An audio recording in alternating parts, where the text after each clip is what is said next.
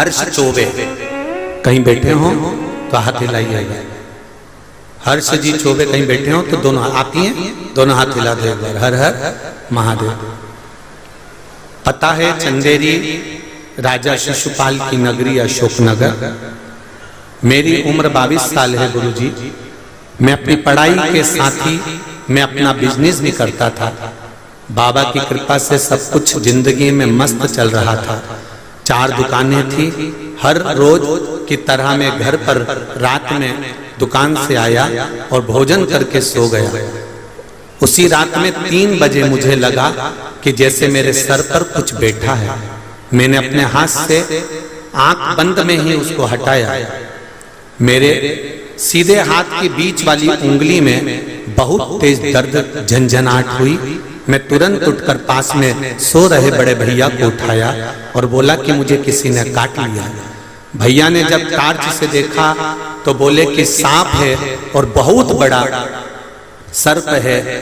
जब उस सर्प को देखा तो वो कोबरा नाग था। गुरुदेव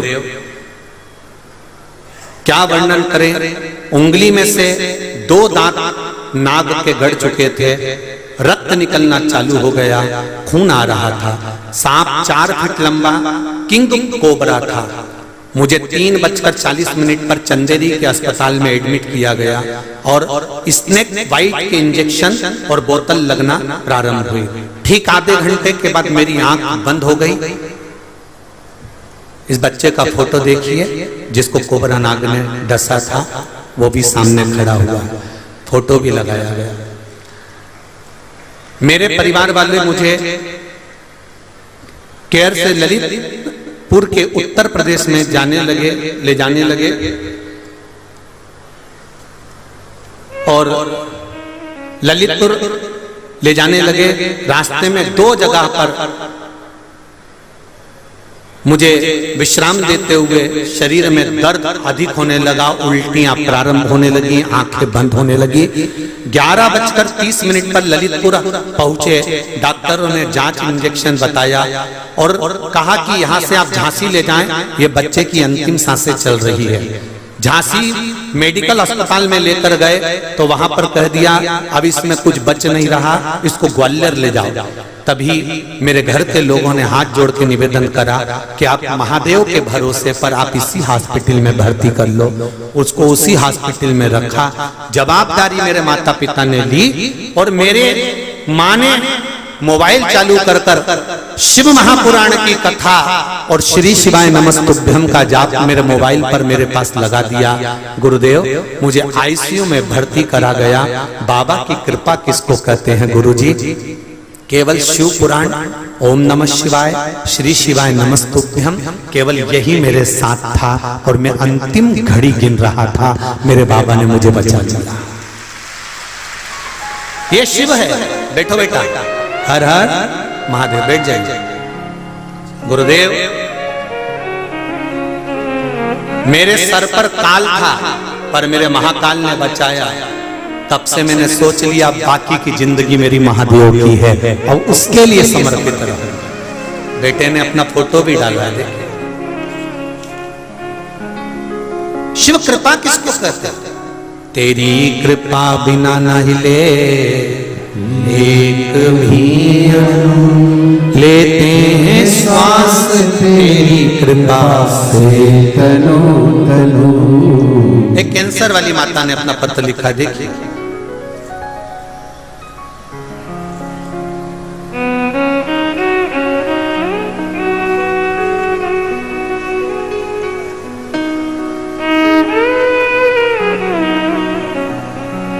शंभु शरणे पड़ी मांगू घड़ी दुख काटो दया करी दर्शन आओ। मैं अमित नामदेव, निवासी अशोकनगर, बजरिया मोहल्ला। कहीं बैठे हो तो हाथ हिलाइएगा। जहां कहीं भी बैठे हो हाथ हिलाइएगा। मैं अमित नामदेव निवासी अशोकनगर बजरिया मोहल्ला। गुरुजी आपको सादर प्रणाम, चरण स्पर्श। पिछले 3 महीने से काफी परेशान था। मुझे अचानक पेट में दर्द हुआ तो मैं इलाज के लिए अस्पताल गया। डॉक्टर ने मुझे सोनोग्राफी करवाने के लिए कहा। मैंने सोनोग्राफी करवाई तो उसमें मेरे पेट में गठान बताई गई। मैं काफी परेशान रहने लगा। मुझे कुछ समझ में नहीं आ रहा था कि मैं क्या करूं। फिर मैं अपनी संतुष्टि के लिए कोटा इलाज करवाने के लिए राजस्थान गया। वहां भी मैंने सोनोग्राफी कराई तो उसमें भी कैंसर की गठान के लक्षण डॉक्टर ने बता दिए और कहा यह निश्चित है कि आपको कैंसर है। डॉक्टर ने मुझे ऑपरेशन की सलाह दे दी तो जांच करवाकर अशोकनगर आ गया।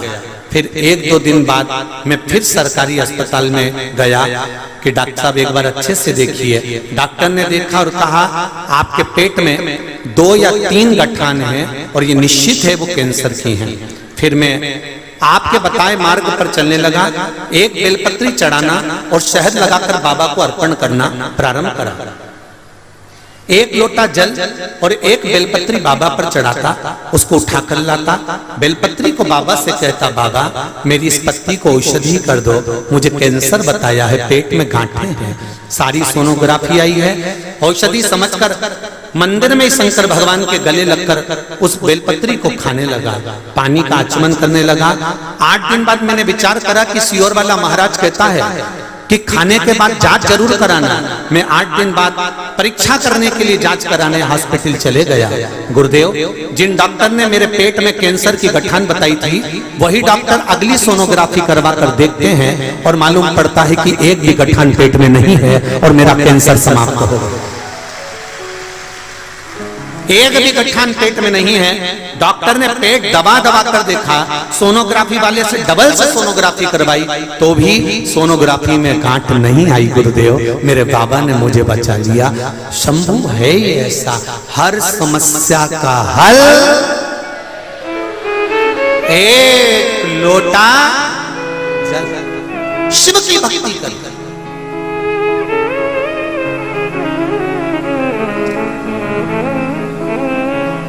उसकी कृपा बिना नहीं मिल सकती। बड़ा कठिन है साहब। फिर निवेदन करूंगा अशोकनगर वालों, तुम्हारे तो बिल्ली के भाग्य से छीका टूटता है ना, ऐसा तुम्हारी किस्मत में यीशु महापुराण की कथा मिली है। ये भाग्य है। और आपकी कथा 25 तारीख तक रहेगी। 26 तारीख से मंदसौर में चालू हो जाएगी। और मंदसौर नगर के आसपास में जितने पशुपतिनाथ के मंदिर के आसपास, पशुपतिनाथ मंदिर के जितने इस प्रांगण के अंदर कथा सुनेंगे, मैं उनसे निवेदन करूंगा कि भाग्य है जो नवरात्रि की कथा आपको मिलेगी, वो भी मंदोदरी। शिव पुराण तो वही की वही है, केवल एक उद्देश्य पकड़ा जाता है, जैसे तर्पण, जैसे नवग्रह, जैसे मंदोदरी। जिससे ये मंदोदरी शिव पुराण रखने का कारण केवल एक है कि राष्ट्रीय स्वयंसेवक संघ RSS मंदसौर जिले के अंतर्गत छोटी छोटी लड़कियां, बेटियां देह व्यापार करती हैं। उस देह व्यापार को रोकने के लिए और उस देह व्यापार को रोककर उन बेटियों को पढ़ाना, लिखाना और उनको अच्छी परवरिश देकर उनका घर बसाने के लिए ये पावन मंदोदरी शिव महापुराण की कथा रखी है, जिसका नाम मंदोदरी रखा। वो मंदोदरी माता के नाम से, एक सती के नाम से, एक शिव भक्त मंदोदरी के नाम से कम उस क्षेत्र की बेटियां सुधर सके, उस क्षेत्र की बेटियां व्यापार, ये देह का व्यापार छोड़ सके और अपने जीवन को धन्य बनाएं और अपने इस अनमोल जीवन को पहचाने की कितनी मुश्किल से ये मनुष्य की देह मिलती है।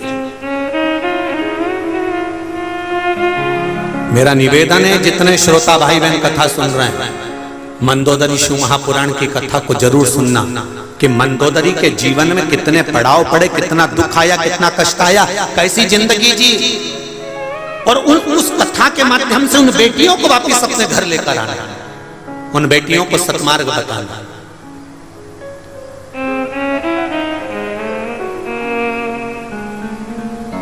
और ये मंदोदरी शिव महापुराण की कथा का जो स्मरण रखा है वो इसलिए रखा कि मेरी भारत भूमि की माताएं इस कथा के माध्यम से अपने जीवन को पहचाने कि जिस समय पर गर्भ में संतान होती है उस समय पर कौन से मंत्र का जाप करना चाहिए, जिस समय पर अगर घर में कोई तकलीफ आ गई तो उस समय कौन से मंत्र का स्मरण करना चाहिए। ये मंदोदरी शिव महापुराण की कथा में लेख है, आप उसका स्मरण करो, उस भक्ति को धारण करो।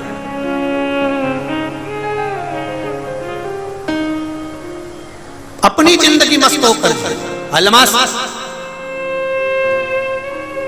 दुख आए, विश्वास उस बच्चे जैसा होना कि मुस्कुरा रहा है, दुख में भी आपके चेहरे पर प्रसन्नता होना चाहिए कि मेरा महाकाल, मेरा राजराजेश्वर मेरे साथ खड़ा हुआ है, मेरा महादेव मेरे साथ है, मुझे चिंता नहीं, मुझे टेंशन नहीं, वो मुझे संभालेगा, वो मुझे संभालेगा।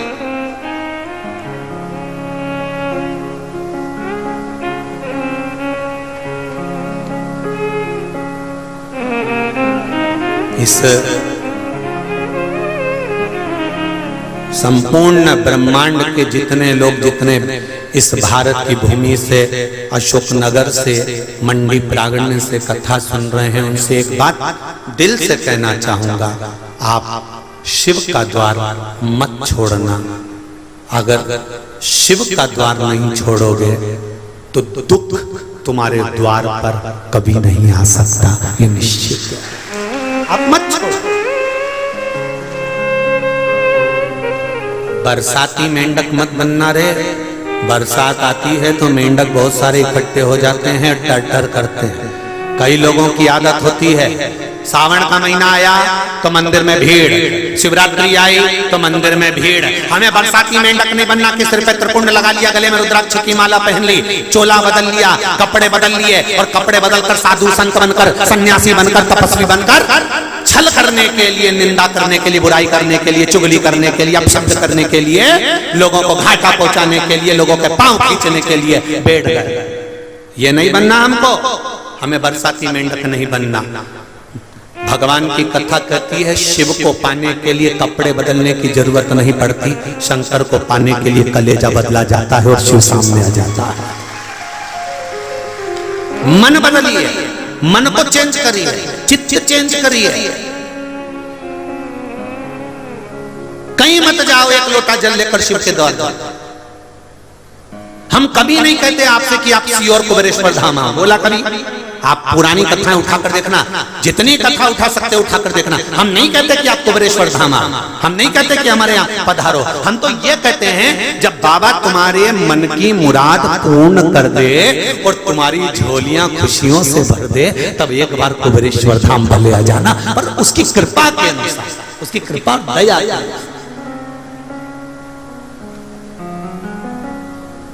मन चंगा तो कठोते में गंगा, और नी तो गंगा भी बहती रहे तो लोग के गंगा का पानी है क्या, पक्का है क्या? होता है कभी कभी।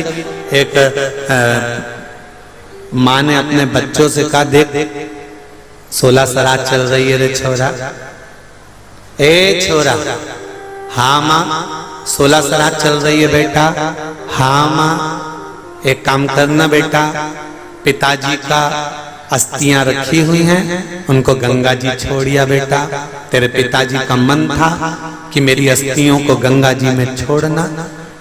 तो माँ ने बड़े बेटे से कहा, बड़े बेटे ने कहा ठीक है माँ, पिताजी की अस्थियों को गंगा जी छोड़ देंगे। बड़ा बेटा कमरे में गया, धर्म पत्नी आई। धर्म पत्नी ने पूछा कहाँ की तैयारी कर रहे हो? कल पिताजी की अस्थियां छोड़ने जाना है। पिताजी का मन था कि मेरी अस्थियों को मेरा बेटा पैदल पैदल गंगा जी तक लेकर आए, तो मैं गंगा जाने की तैयारी करूं। तो पत्नी ने कहा काय को जाने की तैयारी कर रहे हो? तुम जाओगे तो छोटा क्या करेगा? तुम घर में रहो, छोटे वाले को ले जाओ। बड़े भाई ने छोटे भाई को बुलाया। छोटे भाई से कहा सुन, मुझे थोड़ा काम है, तो गंगा जी चले जाएगा पिताजी की अस्थियां लेकर? हाँ। चले जाओ। छोटे भाई ने अस्थियां ली तो छोटे भाई की पत्नी ने भी कहा तुम काहे को जा रहे हो, तुम्हारा जाना जरूरी है क्या? छोटे भाई ने कहा अरे गंगा जी यहीं तो है, 60-70 किलोमीटर दूर गंगा जी है, मैं अभी छोड़कर आता हूँ, सवेरे निकलूंगा, रात तक पहुंच जाऊंगा, वापस ले जाऊंगा, उसमें क्या दिक्कत है। और उसने अस्थियां उठाई, माता जी को काम में जा रही हूँ, और अस्थि लेकर चला। चलते चलते चलते चलते 15 किलोमीटर पहुंचा, और 15 किलोमीटर पहुंचने पे वो थक गया, पाँव में पड़ गए छाले। उसने विचार करा राम बहुत थक गया रे, बहुत थक गया, इतना थक गया। तो वहीं से एक आदमी निकल कर जा रहा था, उस व्यक्ति को रोककर पूछा भैया एक बात बताओ, मैं ये यहाँ बैठा हूँ, इसके नीचे से ये पानी निकल के जा रहा है, तो क्या ये नाला है?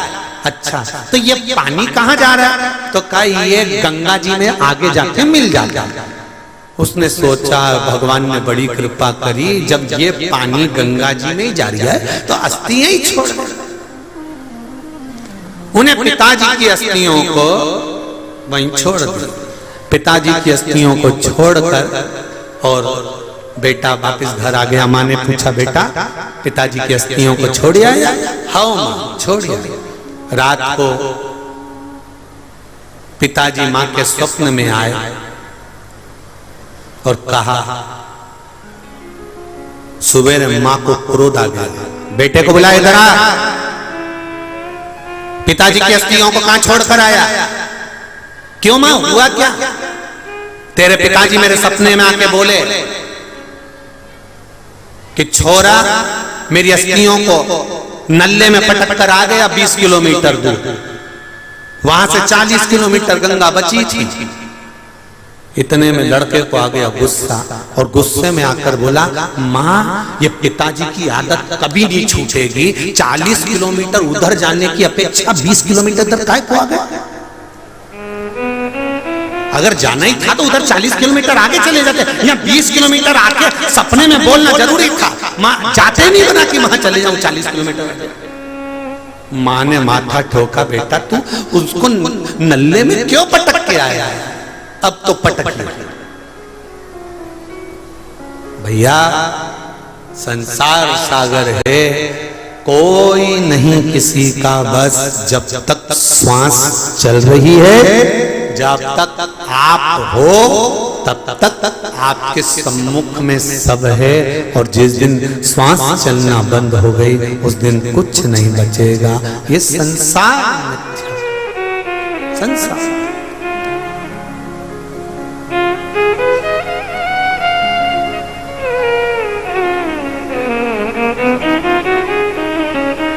महाराज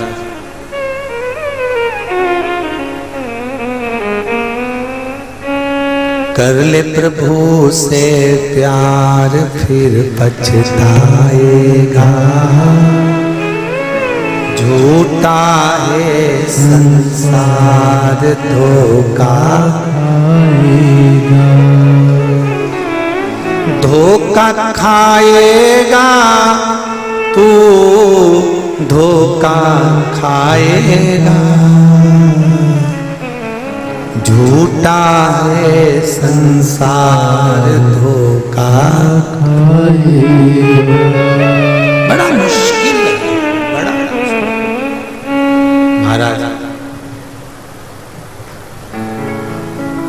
उसका स्मरण, उसकी कृपा नित्य कर ले प्रभु से प्यार फिर पछताएगा, झूठा है संसार धोखा खाएगा।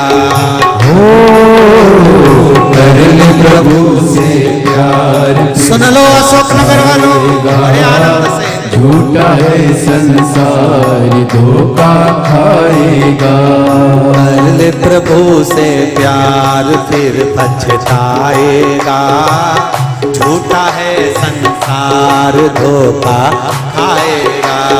कर ले प्रभु से प्यार फिर पछताएगा, झूठा है संसार धोखा खाएगा।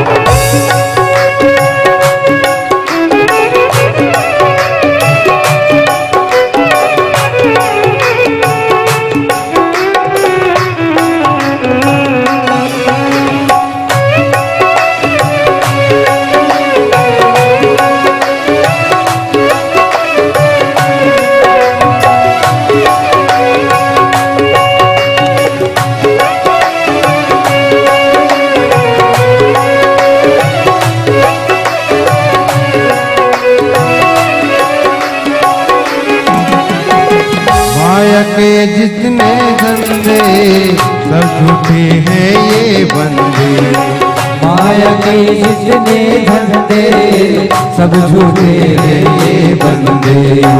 माया के जितने धंधे सब झूठे हैं ये बंदे।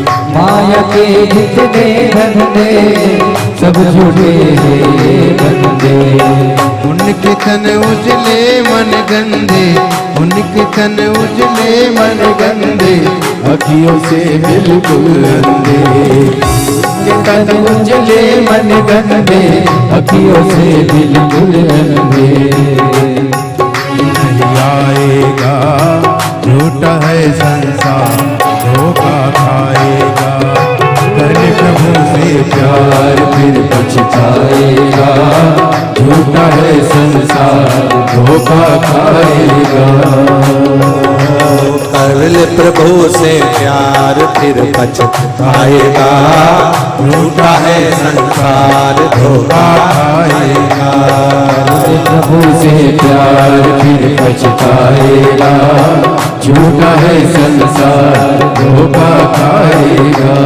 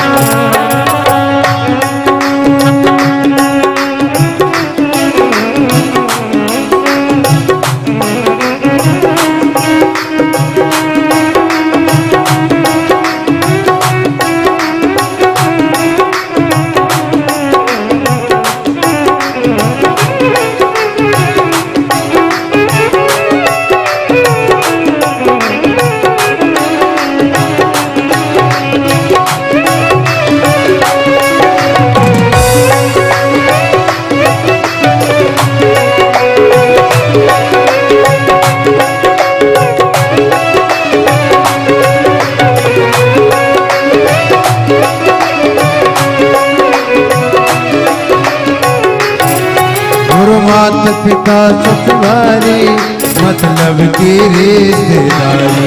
सुर मात पिता ससुरारी मतलब की रिश्तेदारी। गुरु मात पिता ससुरारी मतलब की रिश्तेदारी। मात पिता ससुरारी मतलब की रिश्तेदारी। जब चलेगी तेरी सवारी रह जाएगी दौलत सारी। जब चलेगी तेरी सवारी रह जाएगी दौलत सारी।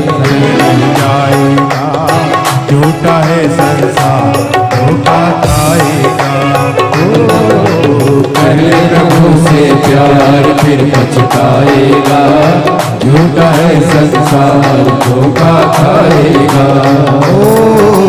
कर ले प्रभु से प्यार फिर पछताएगा। झूठा है संसार, धोखा खाएगा।